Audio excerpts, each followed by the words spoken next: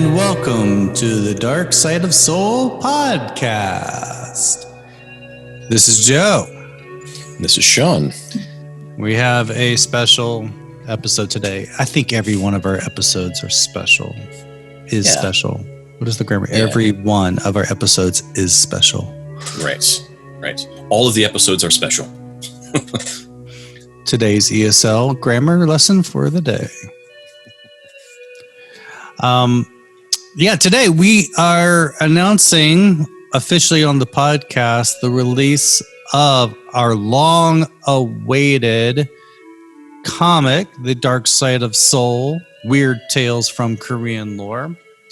If you are watching the video version of the podcast, I have a printout right here. It's not the official comic. It's a inkjet printout of the comic, but looks great.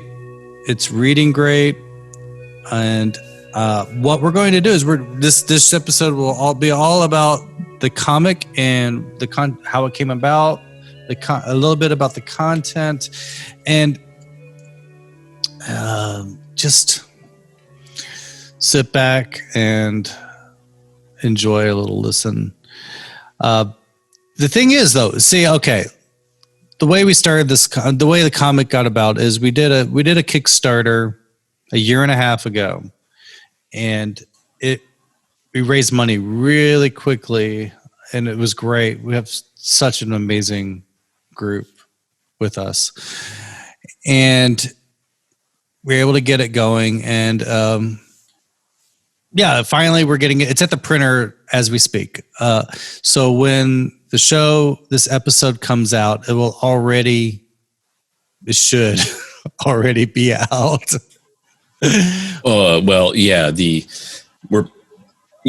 Hopefully. Yeah. We can talk about where it's being planned to debut in a little bit. Yeah.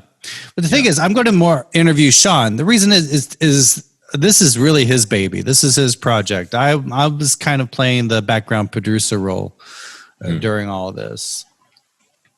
Not even that much. In post-production. Yeah. I was more the treasurer. I was the person keeping track of the money. Right. And doing a little bit of the pre-press work, making sure it's ready for the printers. But Shawn was the author, the brains behind this whole project. And so, welcome to the podcast, Shawn. Thank you, Joe. Thank you for having me. I do believe you usually have introductions, though, right? Promoting stuff. This show about promoting. Yeah. And I'm going to promote stuff. I'm going to do. I've heard a few episodes now. Yeah, I've heard. I've heard a few episodes before. Call to action. Okay. We also run the Dark Side of Soul Ghost Walk, which makes a little cameo in the comic book, by the way. Mm-hmm. You can book that at darksideofsoul.com. You can also join us on our Facebook page at facebook.com/darksideofsoul. You're going to see a pattern here where we do watch parties of classic horror films. Like if you've never done a live watch party, they're kind of fun. Where you get to be in a chat room and learn more things like trivia about that show, about that movie while you're watching it, and hang out with other horror cinephiles. Horror heads. Yeah, we're trying to keep this PG. And lately, see, Shawn and I are different. Shawn likes to post stuff in there that's related to folklore and horror, and I like posting stupid memes. But horror-themed memes. Right. But if you want to know like who's posting what, because it's always on the Dark Side of Soul page, it always says Dark Side of Soul posted this. You can kind of differentiate who does what. If it's goofy and stupid, it's likely me who posted it. I'm drinking my coffee. Okay. So we have an exciting Yeah, that's it. That's it for my opening, right? Yeah. Our patrons. I did at the end Good. of the show. Okay. They can wait. That's right. That's right. It's at the end of the show. That's right. They know how much we love them.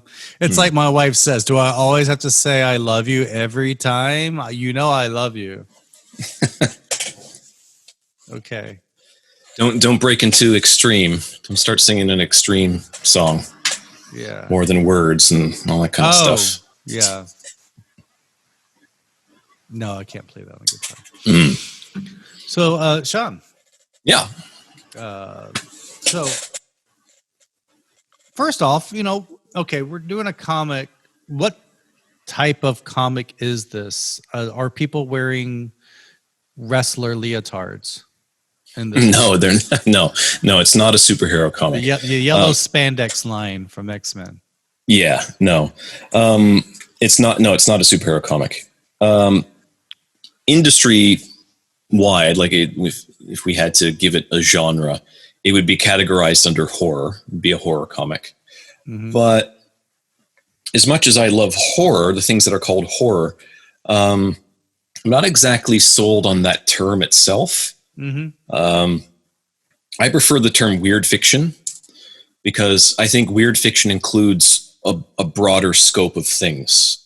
So weird fiction can include a mixture of different elements that we associate with particular genres. Mm-hmm. So like a good example in film is Alien. So sci-fi film, it's sci-fi, they're in space, but they're being chased. It's a slasher film as well. They're being chased by a monster. So it's a monster film set in the future on a spaceship. Mm-hmm. So it's got elements of science fiction and monster creature features. Alien does, film. Not the comic. Not the comic. That's what I'm saying. Yes. So Alien. So I'm just using Alien as an example. I don't remember a sci-fi element in this. In the comic book, no, none at all. No. So I prefer the term weird fiction, but broader industry term, it's a horror comic. Like Tales from the Crypt. Yeah. Well, I'm trying to think of the most accessible titles people would know. Yeah, and I think people know Tales from the Crypt mostly because it had a massive resurgence in the late 80s and early 90s with the show, the HBO show, which was my introduction to it. Was that show 87, 88 when that show started, maybe something like that? Yeah. And the Crypt Keeper and things like that. But right around that time, and it was probably because of the show, they started doing massive reprints of the old comics. Mm-hmm. And then I started picking up old reprints of the comics. And they've been in reprints pretty consistently ever since then. But the comic was definitely inspired by Tales from the Crypt, the original comic series from the 50s, not the ones that have since been published by Paper Cuts, publishing company Paper Cuts. The original series by EC Comics. That's Bill Gaines and Al Feldstein, the brains behind Tales from the Crypt. Two big influences on me as a comic book writer as well, especially Al Feldstein, because he was the guy that wrote most of those tales. A lot of them were suggested by Bill Gaines, and people might remember Bill Gaines. If you show a picture to people of Bill Gaines, to people, they'll probably recognize him. He is a jolly old man with kind of long hair past his ears with a big white beard. Oh, George R.R. Martin. No, different. Predating. Bill Gaines has been dead for... Or the faculty head of every CSA department in every university. Right. No, the guy SCA, Society for Creative Anachronism. Right. The guy who published Mad Magazine. So often he appeared on the covers of Mad throughout the decades that it ran, and Mad Magazine just recently published its final issue. They're no longer producing new content. So we're picking up the slack. We're picking up the slack. Now, EC's horror comics haven't been produced in decades and decades. There was a massive attack on comic books starting in the early 1950s in North America. It first started in Canada. And it was so bad in Canada, the censorship against comic books became so bad that new Canadian content, so homegrown Canadian comics, were not produced in the mainstream until the late 1960s, early 1970s. They were controlled by the government. The content was sharply controlled by a censoring body. And I think they covered this a bit. There's a novel, I'm not sure if you read this, called The Amazing Adventures of Cavalier and Clay. Yeah, that's right. Yeah, I haven't read that, but I know the story. I liked it. I know of the book. It took me a while to get into it, but if you're into comics, you instantly get into it. It took me a while. Yeah. That's a good book. So people always recommend it, and I'm like, oh yeah, okay, I got to put that on my list, and then I forget. Because so it does blend reality and the dream world a little bit, and it's really fun. It's a fun it's a fictional history. Well, it covers the history of comics in the first half of the 20th century through two fictional characters that create their own comic. Right. I see. Yeah. And how it's related to the Holocaust.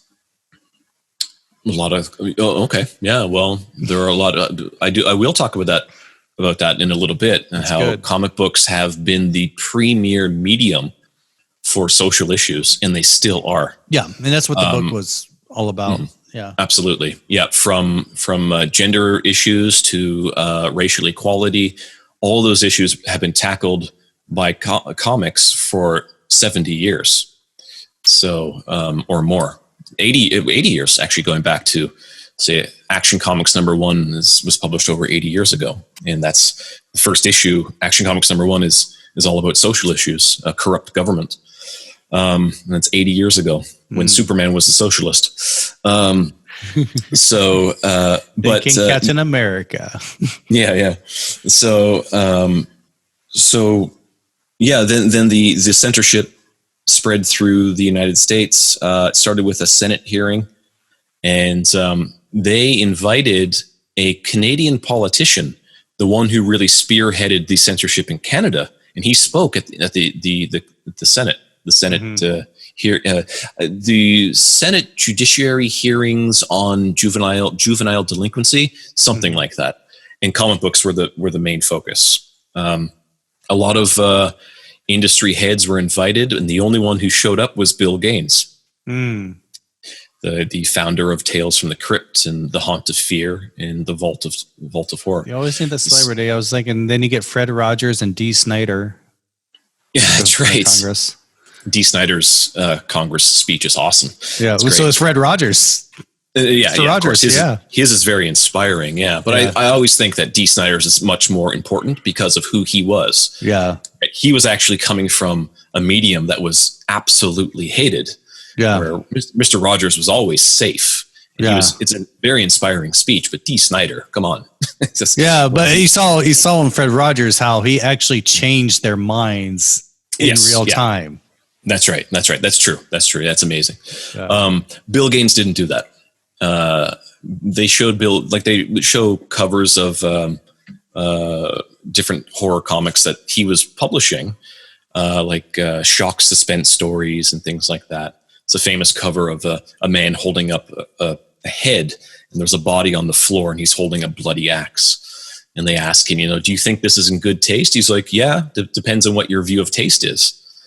And anyway, he didn't do a very good job of stemming the tide of censorship. And the result was that comics became censored, and they self-censored. They created the Comics Code Authority.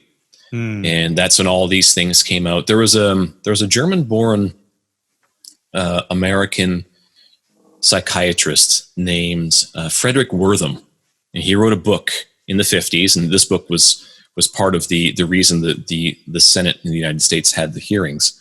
The book is called The Seduction of the Innocent, and in that book, he highlights that comic books are the catalyst, are the catalyst for juvenile delinquency. Mm-hmm.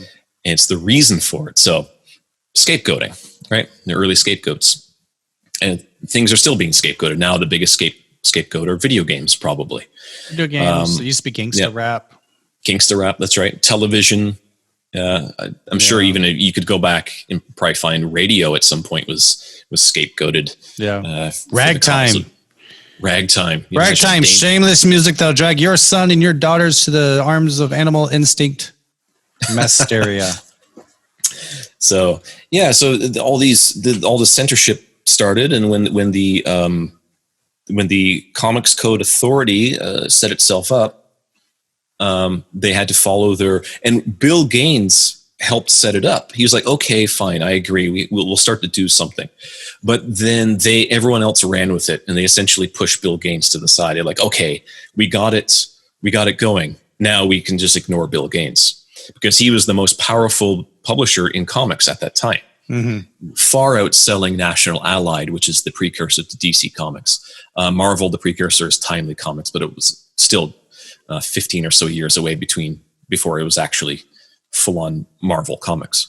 And they pushed him aside, and so he started just producing his comics. But they passed one of the restrictions saying you can't have a comic book in the with a title including terror, horror, tomb, crypt, and all the and you couldn't have certain monster names and things like that. Couldn't have like werewolf couldn't be in the title and things like this. So these are words that were all in the titles of the EC Comics horror line.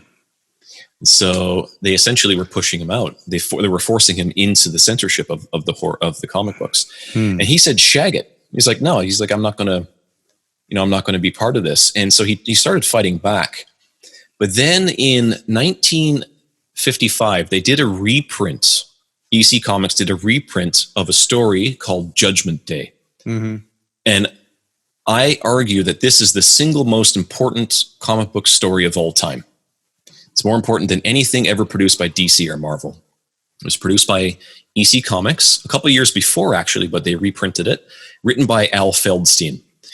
I don't want to really give it away. I'd rather people read it and read it from the mindset of what we're experiencing today, especially in the United States, but globally as well, regarding race and equality. And put yourself into the mindset of 1955, in being a right-wing white conservative in the United States when this certain story was written. It is weird fiction, leaning more towards science fiction, but it's called Judgment Day. So I want everyone, if you're just go online, go to Google, type in EC Comics Judgment Day, and you'll find it. It's online. Okay. Will there be a test? There will be a test, for you. And this was the end. So the head of the Comics Code Authority, the censoring body, they called up Al Feldstein, the author, and they're like, we have some problems with the story. And he's like, oh, well, of course you do. Of course you have a problem with the story, because it's about race equality. So what's your problem with the story? And he said, there's certain things you're going to have to change the main character. And they're like, the main character being who he is. I'm trying to avoid spoilers, but I guess it's a little bit obvious. But the main character being who he is the whole point of the story. The whole twist in the story is who that character is. So they're like, we can't change it. They're like, well, can you change some of the details on his face and things like that? And by this time, he was talking to Bill Gaines, the publisher. And everyone who witnessed the phone call couldn't hear the Comics Code Authority because they were just in the room with Bill Gaines. Yeah, they're hearing the one-side conversation. And Bill Gaines started losing his mind, and he just said, "No, fuck you," and he hung up on the Comics Code Authority, and that was it. By refusing to bend to censorship, and refusing to especially bend to censorship that was trying to remove a story about race equality, Bill Gaines put his company out of business. And he said later he did it happily. He said because those were good reasons to close his company down. Yeah.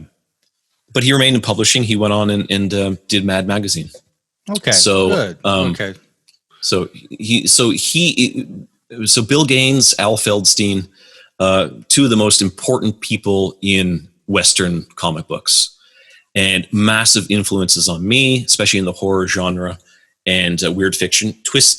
twist endings, and my whole view of censorship really was formed around that time when I first heard the story that I just shared. That really informed my opinion on censorship is nonsense, especially if it's towing the line for bigotry. So, well, the Dark Side comic book, do you think that would have gotten censored? I don't think so. Back in the day, well, the art wouldn't have been allowed to be what it is. The art would have had to have been. Oh yeah, there's some graphic stuff in here. Well, yeah, there's the middle tale is quite graphic. There's a graphic scene, but not so much the graphic scene, because EC Comics, Tales from the Crypt, they had scenes that were exceptionally graphic. Maybe a little bit tame by today's standards, but for the time. But I mean the drawings of Asians. They'd have to in the 1950s at that time. They would have to have been exaggerated, not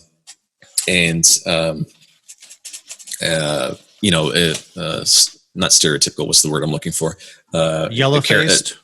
Yellow-faced and the like caricatures of Asians. Yeah. So the art, of course, in our Dark Side comic is just drawn straight. Fu Manchu type of stereotype. Yeah. So the comic is just drawn Yellow straight. peril. They just look like Koreans. Yeah. So they look like Koreans in here. Yeah. Yeah. And pointing out, this is 50 pages. That's right. Yeah. Yeah. That's thick. Yeah, most comics today, and well, for the last decades, they run between 20 and 30 pages for what's called like a pamphlet comic. I decided to make it longer. I wanted it to be, I thought initially roughly 50 pages, three interior stories. So yeah, it is. It's 3 stories in there with an overarching. The framing story.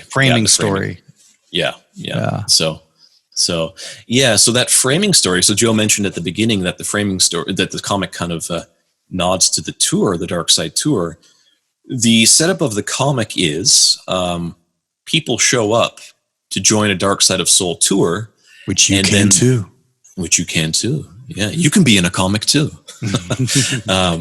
And the guide shows up and he starts leading the tour, does a little introduction like Joe and I both do. Looks nothing like any of us. Yeah, no, I purposely, when I wrote the script, I said he's very, it doesn't look like, I didn't want him to necessarily look like either one of us. And I just, in my script, I just say, I told the artist, Tim Bauer, to just kind of do what he wanted with the guide himself. So it's more like Anthony Rapp. Okay. But these people come on the tour, and then when the guide is leading the tour, the stories that he shares, like Joe and I do on the tour, in the comic become the interior tales. Like when you're reading Tales from the Crypt, and there's a couple of different stories in each issue, and the Crypt Keeper pops up in between each story and gives you an introduction. That's what happens in the Dark Side of Seoul comic. And puns. Not so many puns. No, it's pretty punless. No, I don't do that because that's a big puns. Yeah. I did do the pun in the Gyudo Ghost, the driving video. Got to stay in our lane. And then you like, here we go with the puns. And I didn't even realize that was a pun. But yeah, I don't really do puns. No, especially when I write. The one big difference is that the Crypt Keeper in Tales from the Crypt is comic relief. Yeah. So when you finish a story and you get this shocking twist ending, you're like, oh my God. But then you get a pun from the Crypt Keeper. And this comic is full of twists. I'm not revealing anything. It is full of twists though. Mm-hmm. There's some shocking moments in here. Okay, I'll ask you after. We maybe later we can do like a spoiler episode. Well, you so disappointed that there were shocking moments. No. I'm just wondering which one you thought were most shocking. Yeah. So I'm kind of a fan too, because I really didn't. I mean, I knew the script a bit, but when we finally got our actually drawn our copy with the art back from the artist, it's like, wow, it's really changed it. It's hard to envision it when you just read the script and just seeing it definitely. Now. Yeah, definitely. Yeah, you visualize it differently. And that's the interesting thing about the comic book medium is that it really, it's a static medium, but it's in front of you. So everything that's happening in the story is already there for you to see. But I also like how Korean it is. I mean, there's a lot of elements, all the way down to drinking makgeolli. That's in the script. Yeah, that's in the script. But yeah, I pay attention to the food, and the food's done well. Right. And the architecture and the trees are exactly like Korea. Yeah. Mm-hmm. The red pines. Yeah. So that's all in the script. That's the way I wrote it. You will notice there are little things throughout the stories that tell a little bit more. So I'm not going to give a lot of it away. Yeah, because there's a lot. It's rereadable. There are some little details that you catch. It's kind of like one of those where you ever watch a movie and it's like a twist ending or anything like that, and you want to rewatch it to catch all the details, and it's different. It's different the second time you watch it. That's kind of how this is. Yeah, and I did that consciously. I was hoping that would be able to come across in the story, in the art itself. And I think Tim did a pretty good job. So there are little things in there. You go back and you're like, oh, that makes so much more sense, but you have to view it in the art. So, and that's what comic books should be. You should be very light on exposition if you can help it. And you let the art tell the story. And then, of course, and then the dialogue has to be as common and believable as possible. Yeah. So that's a challenge of writing a script, dialogue, I find. So, so do you put in a lot of your studies in there? I saw connections between your European folklore with Korean folklore. That's right. Making connections. Yeah, and that's based on so that's the second. That's the third framing story. So after the second interior story, that's based on a question I was asked on a tour. Someone asked me that. Yeah, you can become part of the comic. Right. So, and then the person on the tour asked me if there were any linkages between European witchcraft or witch trials, I should say, and the oppression of shamans and soothsayers and the sort in Korea. And then, so I was like, oh, yes. And I was so happy when they asked that question. And it was right at the end of the tour as well. So I stuck around for probably about 20 minutes, just chatting with the group. Yeah, everyone stayed. No one left. It was a big group that night, too. It was like 12 or so people that night on the tour. It was a nice night. That's a good group. That's a good size group. Yeah. So they stuck around for like an extra 20 minutes, and we chatted a bit. And I drew parallels between European witch trials and oppression of shamans and soothsayers in Korean history. Now it seems like the audience for this. I mean, we do have our core audience. Well, but who do you think? I mean, think about who would this be good for? Who would enjoy this? Who would enjoy the comic? Well, I think anyone who enjoys weird fiction and horror comics, especially, and that's a massive group of people today. These days, horror comics have never gone away, but it's really enjoying a resurgence in the last, say, 10 years or so. You just said Satan. Did I say Satan? How did I say Satan? You say 10 years. Oh, Satan? That wasn't conscious church. Well, isn't that special? All right.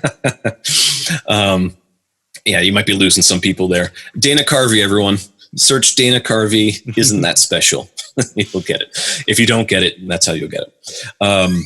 But yeah, there's been this resurgence of horror comics in the last 10 or so years, and because of Satan and Dana Carvey, and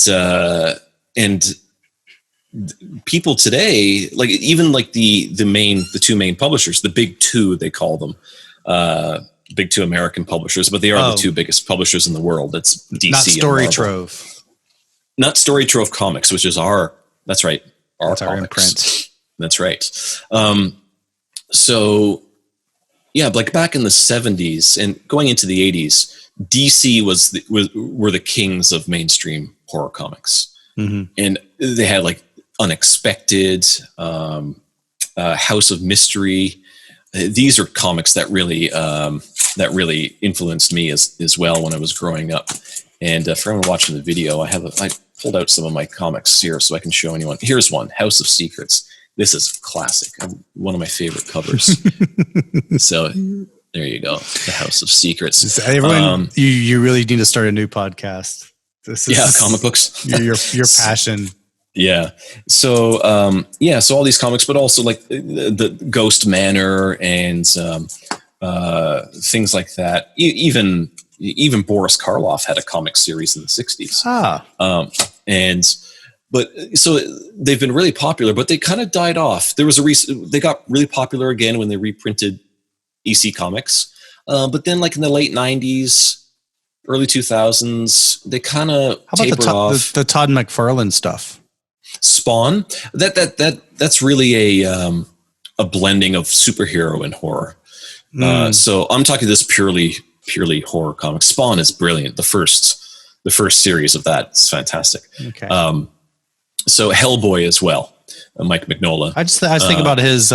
He was doing like modern macabre versions of famous characters like Alice in Wonderland or something like that. Yeah, that's right. Yeah, that was like when things got really. Yeah, that's right. And then they also did like Pride and Prejudice and Zombies, this novel and stuff like that. That became a popular thing to do. And then like The Walking Dead happened. Little indie comic that could, and printed in black and white because they couldn't afford color at Image Comics and stuff like that. And they, as far as I know, I stopped reading Walking Dead years ago, but as far as I know, it's still printed in color or in black and white, just because that's what's expected of the comic. That's the way it looks. But then, like things started to get really big again the last couple of years, and DC especially has gotten back on track. And currently, Joe Hill, are you familiar with Joe Hill? Yeah. The author Joe Hill, Stephen King's son. Yeah. So Mr. Mercedes. That's right. Yeah. And The Cape and things like that. So he now has a series with DC Comics called Hill House, which is obviously a play on The Haunting of Hill House. I'm glad Joe Hill's doing well. Yeah, doing very well. You get a few of these people that are children of celebrities and they've done pretty well for themselves too, like Max Brooks too. Right. Yeah. And Joe Hill. Yeah. Yeah. So Mel Brooks. Right. Yeah. So Hill House is the new series through DC. You can get stuff like the Low Woods and things like that. Fantastic. Scott Snyder started doing Witches, his series, American Vampire, things like that. These are a lot of the mainstream comics that got really good. My friend Matt Shore, we talked about a little while ago, he has his horror comic series, Moby Dick, Back from the Deep. It's an ongoing series. So indie comics now is really exploding with horror content. There's so many indie comics that are horror themed right now. Even Archie, Afterlife with Archie. Jughead is a werewolf, and I've heard of this one. Yeah, it's excellent. They're fantastic. Sabrina the Teenage Witch came back a few years ago. Excellent comic book series, kind of a daft TV adaptation, but the comic book is excellent. Really, really good. So horror has this resurgence in the comic books medium. So it's never gone away for me, but I think it did go away for a long time for a lot of people. So the people, especially who love horror comics, and it's never gone away for, that's who would like this comic book. I also think, now this is me thinking, if anyone is listening to the show as an English teacher, this is a fun fun way to teach kids English. Yeah, there is one bastard in there though. Well, there's some gore, but maybe more mature English learners. You wouldn't bring this in a kindergarten class, definitely. Yeah, but I would say middle high school students. This would be in their wheelhouse, and of course, adult learners would enjoy this because it is Korean. It's Korean folklore. That's right. So, and the stories that are in it are from Korean folklore. I didn't write the stories themselves. I just adapted them into the comics medium. So I do say in the introduction how I went through that process slightly. I don't go into detail about it, but I say in the introduction how these are folk tales from Korean lore, but they're adapted. I want people to not make a mistake that I have adapted these stories to fit into the comics medium, to suit the narrative and the movement of stories through comic book panels.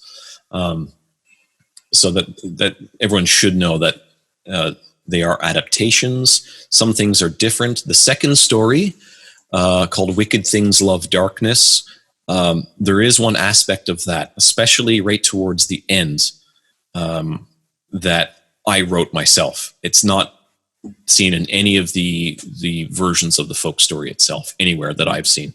So I've written that. So most of the endings, the endings of the first story called Summoner's Hour and the second story, Wicked Things Love Darkness, I wrote them.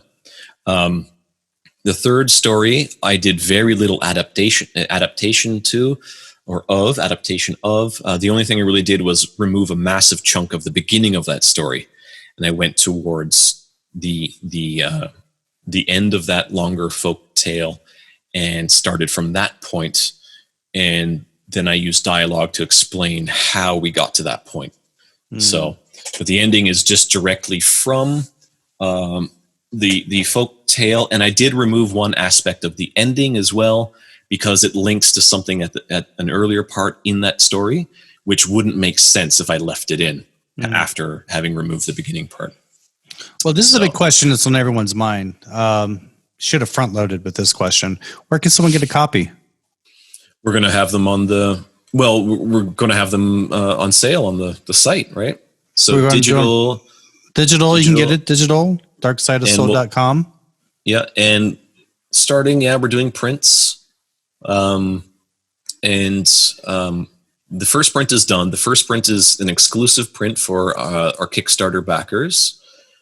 So they're getting theirs first. Thank you to everyone who backed us. There's 152 people. Thank you for your patience too. Yes, thank you so much. Yeah, and we're sorry we had to have you wait, but it's well worth the wait for sure.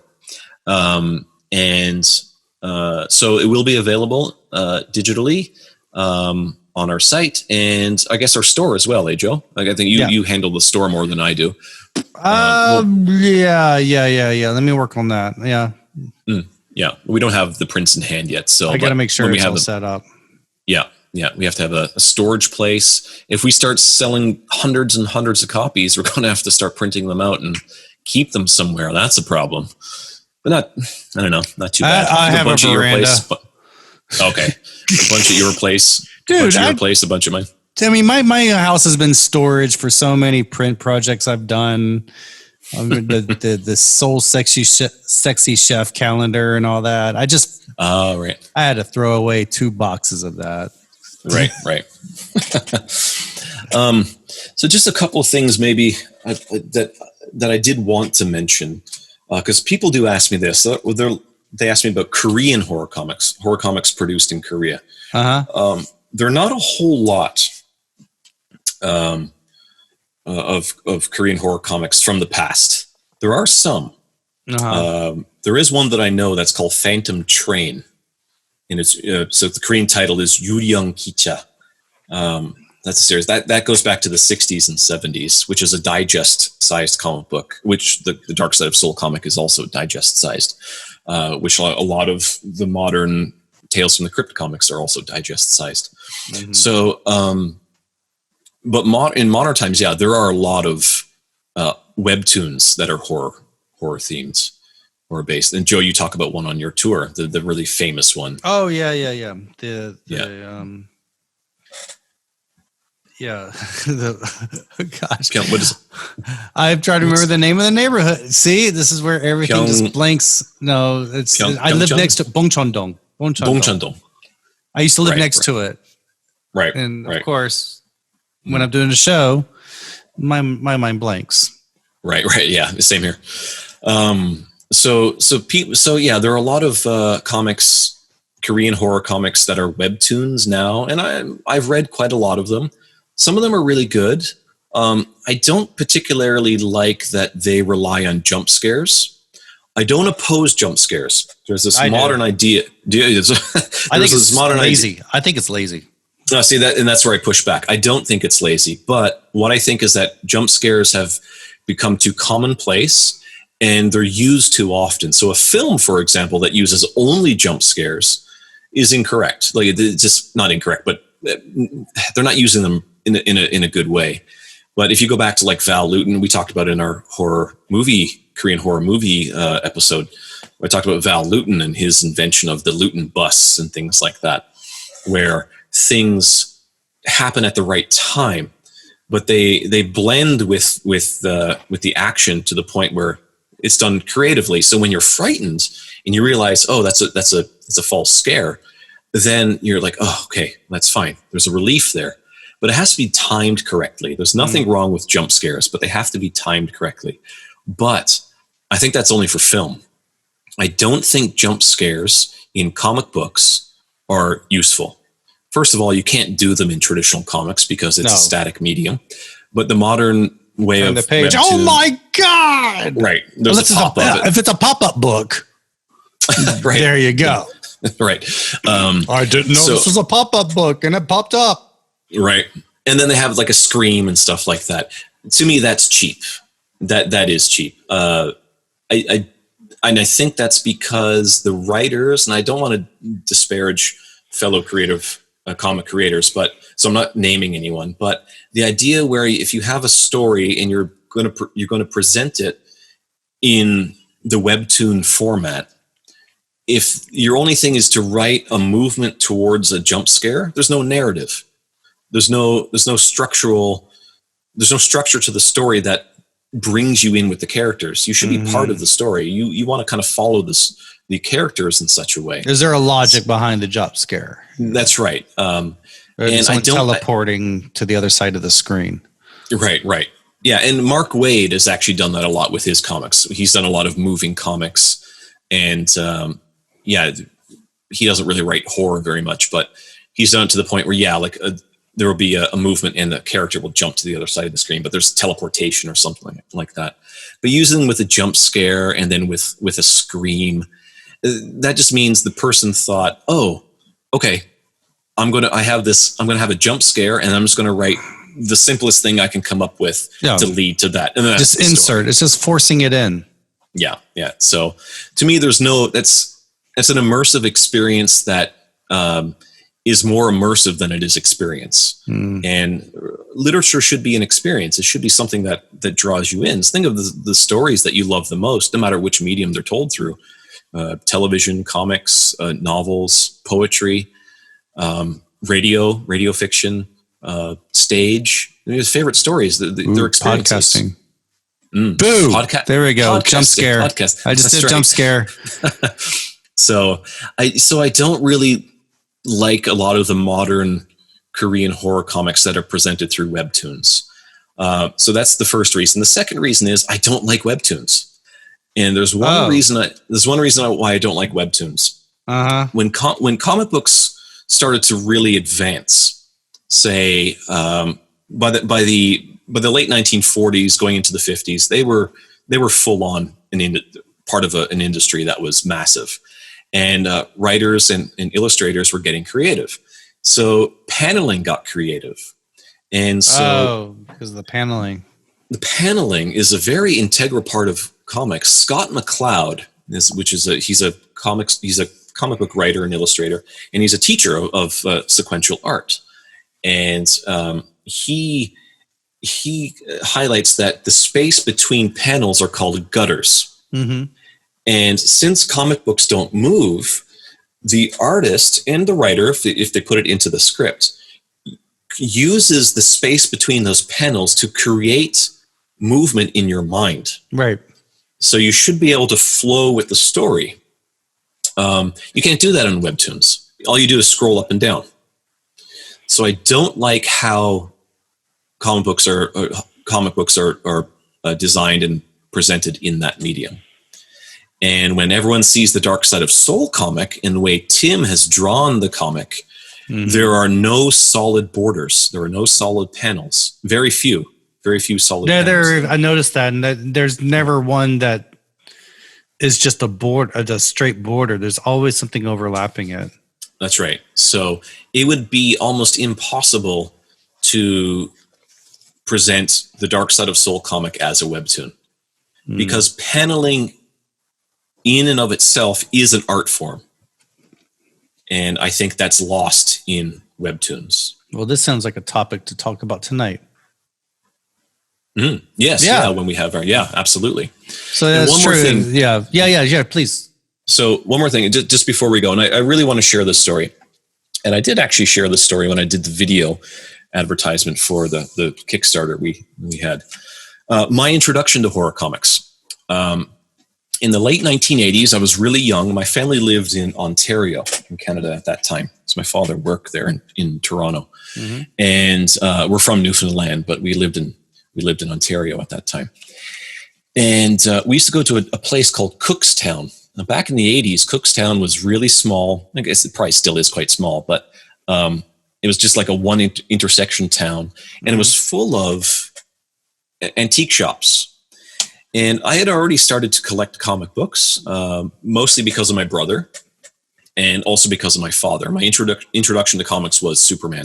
I saw the 1978 Christopher Reeve Superman film, and then I fell in love with the character, and then I got into my dad's like, well, let me show you, and he took me comic book shopping. I saw that in the theater. That was great. Oh, yeah. I was in the womb.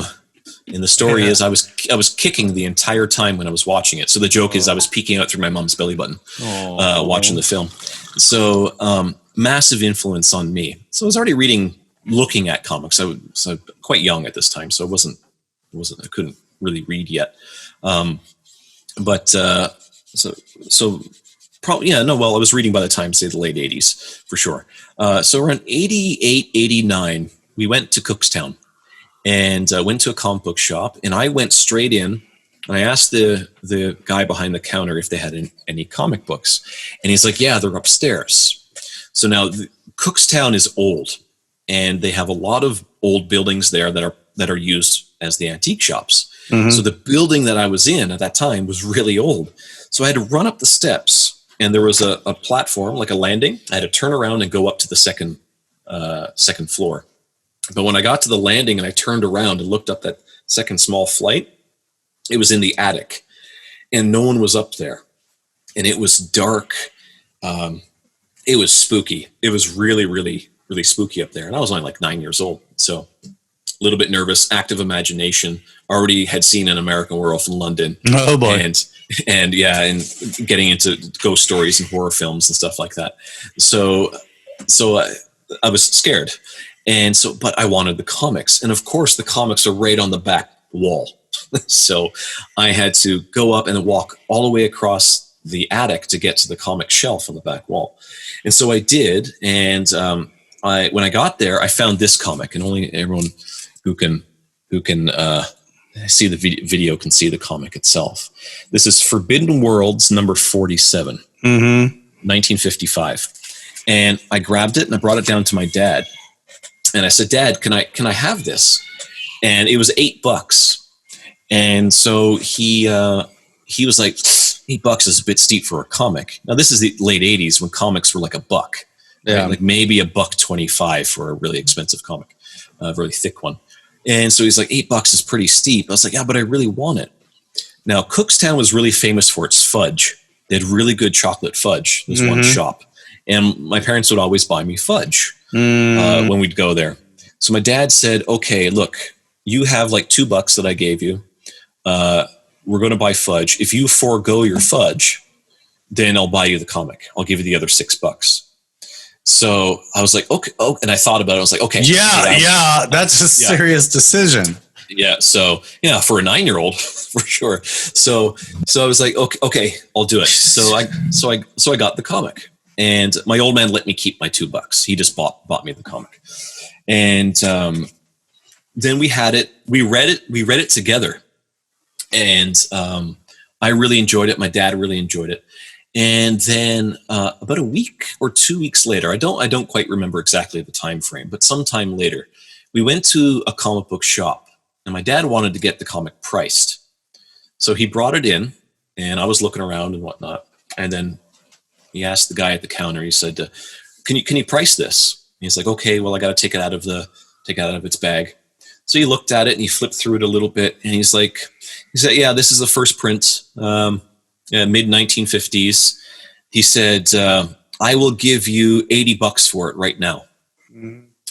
And my dad was, he was like, 80. I spent $8. I'm going to make $72 on this thing. So your dad owed you some fudge. Yeah, well, but my dad said to him, he's like, "The comic's not mine. It's my son's." So my dad said to me, he said, "What do you want to do?" He said, "The man will give you $80 for it if you sell it to him."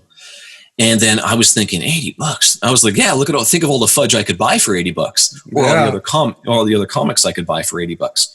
So I thought about it, but then the thing that struck me, and I remember this is one of the earliest feelings of like admiration and love I had for my father. I remembered how much fun we had reading it together. Oh. So I didn't sell it, and I still have it. Yeah, it's cool. one of my prized comics. That's amazing. And this is the comic that got me into the horror genre, especially in comic books. So, and there you have it. Wonderful. And so now I've written this one. We've got Dark Side of Seoul, Weird Tales from Korean Lore, and will there be another one coming? I have 2 more planned. This is volume 1. I'll do volume 2 and volume 3. And then very likely move on to something else. I'm going to Depends on how many we sell. Yeah, that's right. Of course. Yeah. It depends on demand and interest and things like that. Yeah. I will be doing a bunch of interviews starting tomorrow. I have an interview with the podcast tomorrow.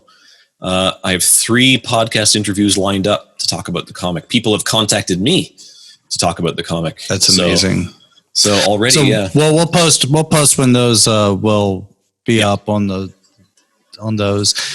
Keep in mind, we're going to try to keep it around as much as we can, and we'll try to keep it as available as long as there's demand. Mm-hmm. We have, I know it's August now, but we're gonna, we're. It's already time to start talking about holidays. Yes, it is.